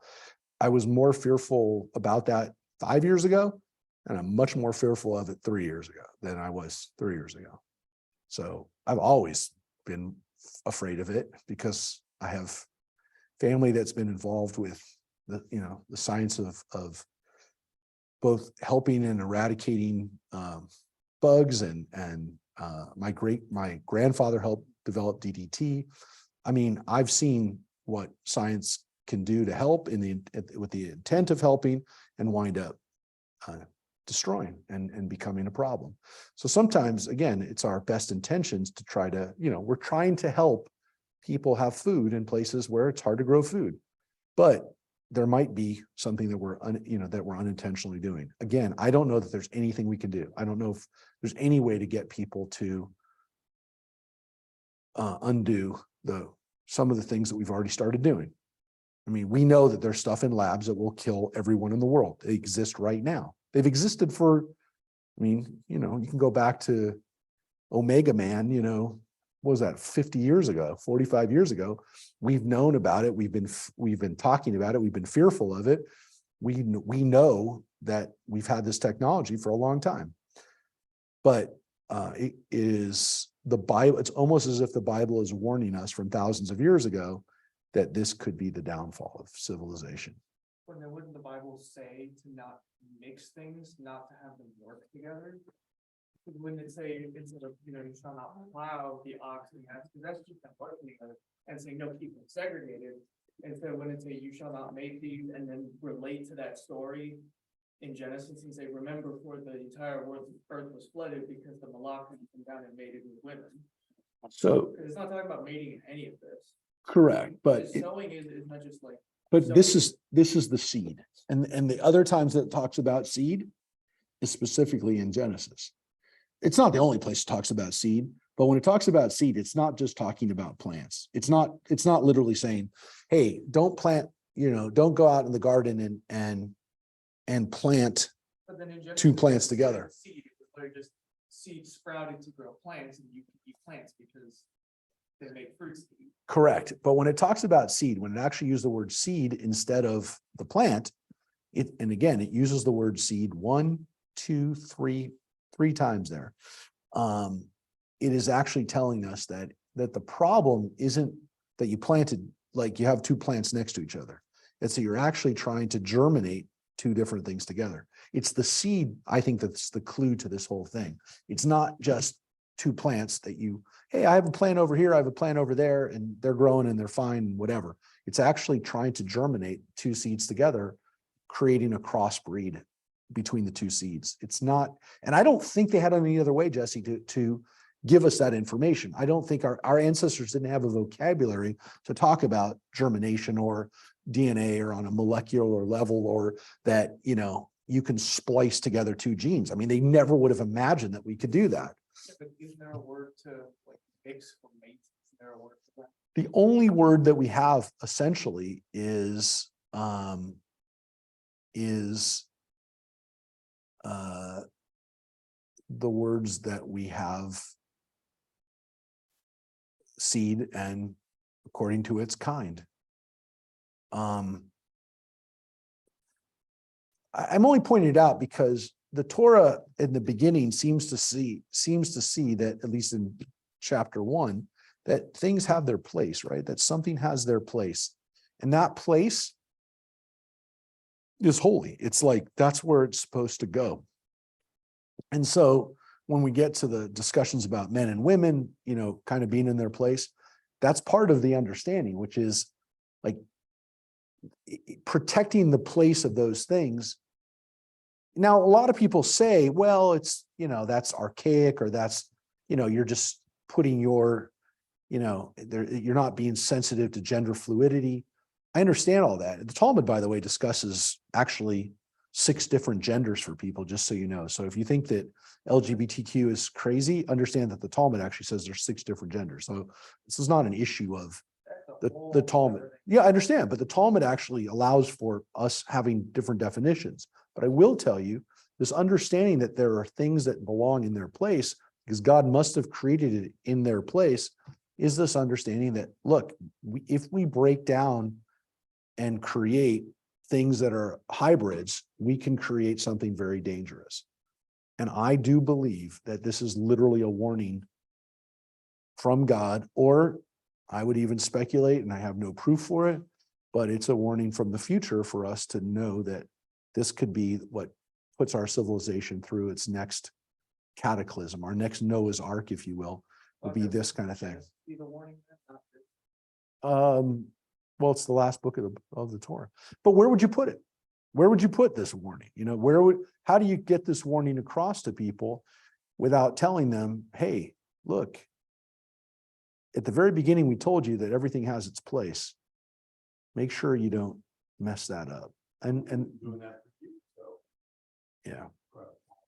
So if we understand that this has the potential to undo the fabric of the way things were created, I don't know. I mean, I would say it's a really good way of getting that message. Just so you know, I think there's 2 different places where they do this, but I know one of them is in Norway or Sweden. They've created essentially an archive of Oh, yeah. seeds. Storage. Yeah, of seeds, Talk about of natural seeds, so that at least, in the future, when everything gets mixed up, there'll actually be. But I think it's getting to another subject that we can talk about too, is cloning. Yeah. Following the sheep. Yeah, I mean, the understanding here is that if we create some type of human, animal hybrid, that in our desire to, fix something, that we end up undoing, creation. And the rabbis speculate that that's actually possible. So they talk about, they talk about the creation of a golem. Now, the golem, we understand, is created out of earth, but you could still say it's out of biological or carbon-based, it's a carbon-based form, but just a question of, can a human being create another human being? Or does that being not have a soul? The only way for the soul to be in that is through God. That's the discussion that the kind of the rabbis throw out there, that only God has the ability to give that, to animate that being with a soul. So that gets to the issue of, will we clone ourselves to essentially give ourselves a body that we can go into after this body gets hurt or is done? This is the show, what's it, Carbon, what's it called? So, Oh, yeah. Carbon Altered, no, what's it called? Altered Carbon or something. It was with Joel Kinnaman. It was pretty good. The future that people are actually able to kind of upload their information onto a hard drive and then put it into the next body that they have. So they essentially can live forever. Man of Two Heads, the Man with Two Heads. Yeah, that gave me nightmares when I was a kid. Like, great movie. And that's basically what they were doing. He was going into another body. yeah. So could people do that? Could people create a situation where, so the rabbis start talking about it thousands of years ago, this assumption that we could do it, but it would be missing something. It would be missing some Talk about it or not, but what about cloning organs for transplant? So Mike's saying cloning organs. And I think that, That's close. yeah, we're working on that. And so the idea is that people would clone an organ with their own cells, from their own cells, so that they wouldn't have rejection of it. Right. And that this would allow people to essentially not wait for organs to be matched to them, and essentially, again, not to have that rejection. But I think that given that they're not creating a new life, Right. that it probably would allow that. I think it's going to be an interesting question of whether, is there something that we have, let's say, but where does that stop, right? Right. If you create a part of your brainstem, or do you create a part of any part of your cerebrum or whatever, that you're like, well, wait a second, is that who you are? Is that where your thoughts are?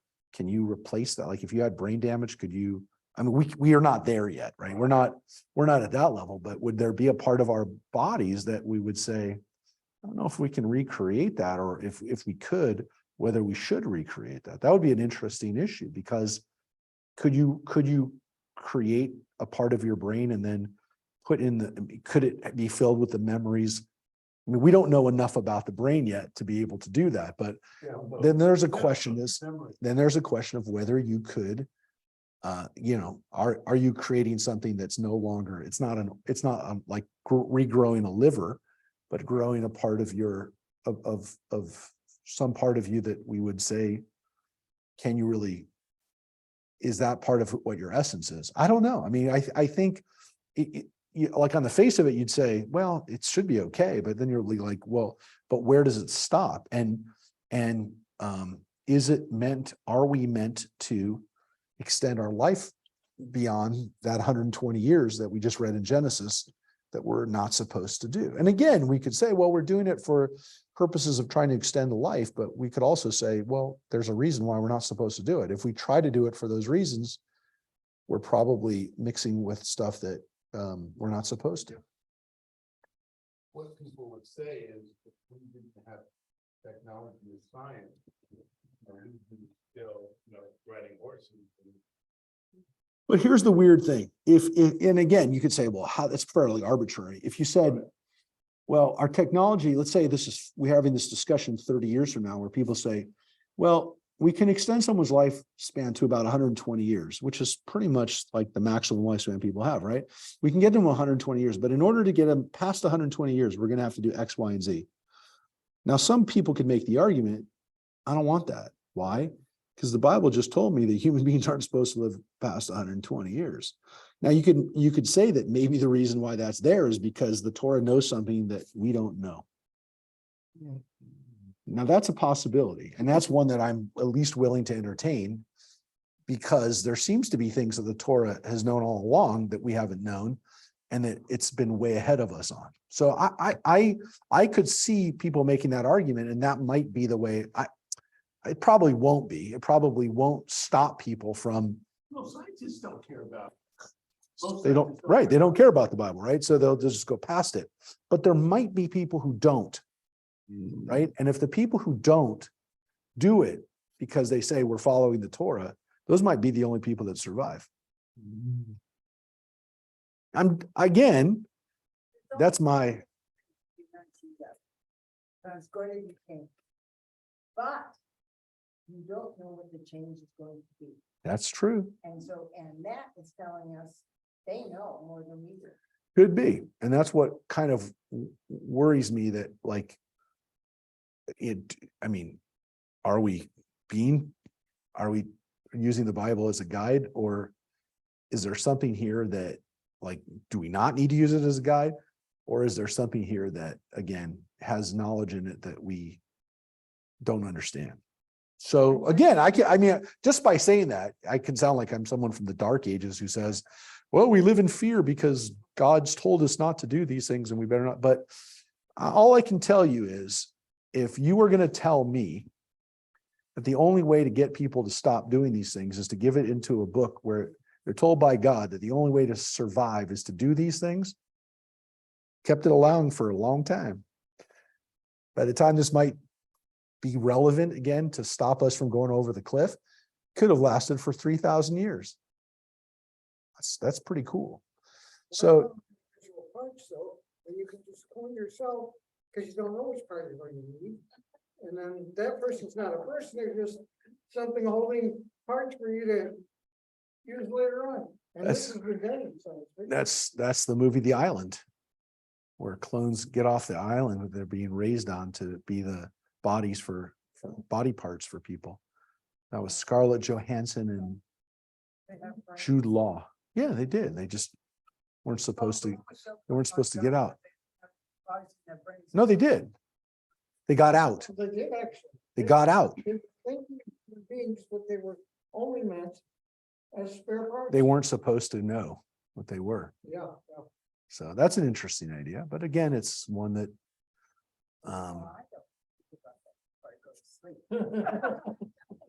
all right, well, let's read a little bit more. So, but I actually find that to be intriguing. And again, I've often said that whether or not God said it, it'd be a very interesting thing to speculate that someone from the future, the only way for us to prevent us from destroying ourselves is to send the message back 3,000 years in a way that people say, hey, this message came from God. And then that's the only way for us to still have that word. That's the warning, so to speak. Well, that's the name of my book. I just figured it, The Warning. Yeah, that's my science fiction theory, which is that the Bible comes from the future. Yeah, it's people would think it's too religious apologist, like I'm trying to defend it. Imagine what other rabbis would say about that. No, they probably think it's cool, but the reality is that I'm talking about science people would say, you're just trying to make a reason for why the Bible is important. And they just say, like, you're being stupid. But I would say, look, if there's a discussion, a theoretical discussion of whether time travel is possible. May not be possible, but you know what might be possible? Sending back data, sending back information, sending back. Well, Einstein says it's possible. He wants people to disprove it. Sending back a text. They can't send back. Send back a text. Send back a text. I mean, how you're talking about it, I mean, technically, time travel exists due to the fact that light speed is finite.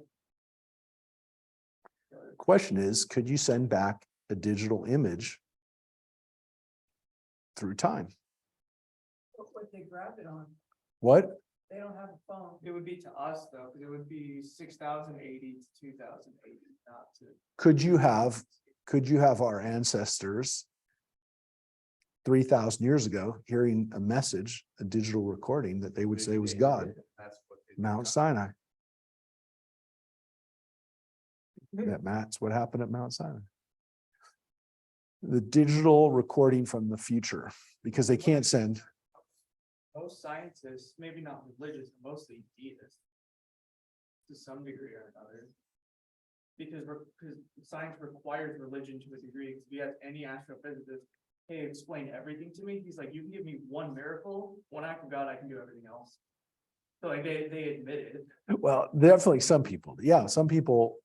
The answer that some people will say, some scientists will say, is we just don't have that information yet, which is the answer of, we don't know. So to me, recognizing that we don't know stuff is still should be the act of humility, and you can call that God, or you can call that humility before the infinite knowledge that we only get to see a part of, which is the same thing. But again, people, that's the way I understand it. So let's read a couple more laws here, which are have nothing to do with the laws that we just read. You shall make tassels on the four corners of the garment with which you cover yourself, the laws of tzitzit. Well, that's our Konfot, right? You put on. This big 10 minutes. I know. Well, that's not a can of worms. That's all I can tell you. Now, this is the law that we're going to finish with, because this is actually a multiple verse law, probably, because the next one is also, well, let's take a look at it. A householder takes a woman as his wife and cohabits with her, then he takes an aversion to her and makes up charges against her and defames her, saying, "This is the party I took to wife, but when I approached her, I found that she was not a virgin." In such a case, the girl's father and mother shall produce the evidence of the girl's virginity before the elders of the town at the gate. And the girl's father shall say to the elders, "To this party I gave my own daughter to wife, but he's taken an aversion to her, and he's made up charges saying, I did not find your daughter a virgin, but here's the evidence of my daughter's virginity." And they shall spread out the cloth before the elders of the town. The elders of the town shall then take that party and flog him, and they shall fine him 100 shekels of silver and give it to the girl's father, for that householder has defamed a virgin in Israel. Moreover, she shall remain his wife. He shall never have the right to divorce her. Now, that's the first part of the law. That's the first 4 verses of that, or 5 verses of that. What a horrible situation, right? So it means, of course, that there has to be proof of their virginity. So there had to be this cloth that they slept on the first time they were married, which would have this blood on it, which again implies that they kept that, just said that they kept it. So there's proof of it. Now, of course, this is a problem because there's not always blood when a woman who's a virgin has sex, or at least there's not enough necessarily to be on a sheet. So this is a problem. And of course, the Talmud does discuss this, which it does in great extensive discussions, that this is not always the case. And so you can't say that the woman is not a virgin based on the fact that there was no blood. So there is an understanding that this is not a foolproof method. It's not the most important part. What? What's the most important part? That they have to stay married and you can't divorce them. Correct. So that's the part that people really don't like. So first of all, they don't like people don't like the fact that the woman is the one who's really been defamed, but the father is being the one that they're saying is defamed, because they defamed the fact that he didn't protect his daughter's virginity. And so the fine goes to him. Now, I want to make this point. You can't give it to her because she's still married to the guy and it's his money then. This takes the money at least out of his possession and gives it to somebody else. It's a punishment. And that's a lot of money. 100 shekels is a lot of money. I mean, that's like, it's a lot of money. It's years and years of income. So it's definitely discouraging that person and obviously the person gets beat too. He gets flogged. So yes, she has no say in it. It's not fair. And the problem, as Mike said, is at the end of the day, she has to stay married to the guy. That's really the part that's unfair. And he can't divorce her. I mean, would it be worse otherwise? Because now there's a pattern. Now a woman who's been divorced, defamed in public, and is now not a virgin. She's not gonna get remarried. She was single.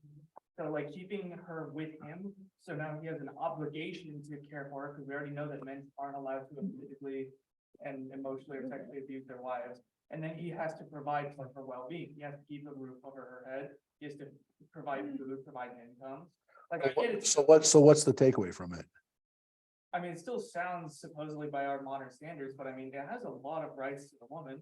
Because again, like any other religion, even ones that are more common, more recent than Judaism, we're like, yeah, just say divorce the woman 3 times and now she's divorced, completely out of luck. And if since she's not a virgin, you can stone her to that. So Like, that's way worse. And that religion like that is what, 1,500 years old? That's 1,000? So that is correct. So what Jesse's referring to is Islam, right? The laws in Islam. But there's another issue here too, which I thought you were going to say, which is the takeaway from this, as you've said, you're punished, right? You're beaten, you have to pay a fine, and now you have to take care of the wife. This is a very, very serious consequence to this, which is don't do it. If you even think about doing this, you go down this road, the punishment for this is excessive. I mean, it's really excessive. Some people would say it's like not even fair to be excessive. Again, we generally are freaked out by the fact that this poor woman doesn't get to divorce this husband who's clearly a creepy guy. The problem is what it's really doing is it's trying to prevent this from ever happening. Why? Because it would happen all the time, not all the time, but would happen a lot, which is that somebody's reputation is impugned as a way to cause a divorce. Just point of view. Makes a lot of sense. Correct. And so what he reminded everybody is that taking care of the wife for the rest of her life is really, again, not a good situation for the man. But more importantly, it doesn't say you can't get divorced. If a man doesn't want to be married to his wife anymore, there's a remedy. Get divorced. There's a divorce. The ketubah is done. You have a get out, done. There's an answer. But don't do this. Don't ruin a family's reputation, not just the wife. The whole family is going to be dragged down by this. And of course, as we know, and as Jesse alluded to within Islam, there are honor killings where people literally get killed over this. So we don't do this. And the only way to protect people from this is to make sure that the punishment to it, to some extent, is so excessive that nobody would ever do it. Because if a man doesn't want to be married to the woman anymore, fine, get divorced. That's it. You pay her stuff, she leaves, marriage is over. Don't make it up. Don't make up a lie. So this is a very serious thing. Now, it's not the end of it, because there's the other part. But if the charge proves true, the girl was found not to have been a virgin, then the girl shall be brought to the entrance of her father's house, and her town council shall stone her to death, for she did a shameful thing in Israel, committing fornication while under her father's authority. Thus you will sweep away evil from your midst. And so there is another very serious issue, which is, I told you we'd get to it. That's why I wanted to get to it, Jesse. The implication here is, don't be dressing provocatively. Right. Which is what Joanne said earlier. Because this is going to lead to this kind of behavior. Now, we are going to leave off here, but I will tell you that the next section we're going to read is more about this kind of stuff. And so it even goes more into it, Joanne, even though you won't be here. There's going to be, you will? Good. Because you will be able to read about what happens when a man takes advantage of a woman. No, we're not done yet. That's why, because I want you to understand that before we get into these other laws here, let's just explain what just happened, which is a woman who was found to be guilty of concealing the fact that she wasn't a virgin is also punished excessively. This is excessive. So it's one thing for men and another thing for women. Well, yes, but there's a punishment for both. Yeah, but I'm saying the male thing is a different kind of action than the female thing. Yes. And each one is being. But both are very extensive, they excessive. The punishment is very excessive. It's a communal punishment, as you're saying, Sheldon. We take the person out in public and we do it with the town council, right? So the community has to be responsible with the rebellious son. So it is a problem for the whole community. And the line that tells us that is sweeping away evil from your midst.